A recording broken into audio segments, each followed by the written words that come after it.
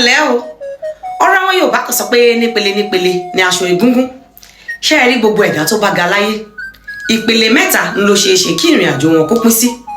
Ìpele àkọ́kọ́ ni ẹni tó nàgà láti ga, ẹlẹ́ẹ̀kejì lẹni tó gun àpótí láti ga, ẹlẹ́ẹ̀kẹta ni àwọn tí wọ́n rí ẹni gbé wọn ní kọ̀ńkọ́ lọ́rùn tí wọ́n fi ga. Bó bá wá ṣe wípé ipò ìnàgà ni ìwọ wà, gbìyànjú kó o mọ̀ bá ara rẹ, má farawé ẹni tó rí àpótí gùn. Òtítọ́ o lè pé àparò kan kò ga ju ìkan lọ, ṣùgbọ́n má gbàgbé pé kì í ṣe bíi ti èyí tó gorí ebè. Ìwọ tó rí àpótí gùn, mọ̀ bá ara rẹ o, má ṣe àfarawé ẹni tó rẹ́ni gbé ní kọ̀ńkọ́ lọ́rùn.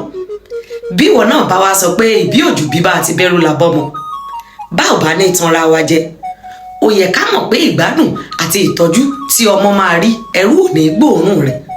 Nítorí náà ohun tó dára ni láti ní èròǹgbà àti àlá tó tóbi fún ọjọ́ iwájú, ṣùgbọ́n mo fẹ́ kó o fẹ̀sọ̀ sí i, má kọjá ààyè rẹ kó o má bàa kábàámọ̀ nínú ayé. Elédùmarè á kọ́ gbogbo wa mọ̀ ṣe. Àmín.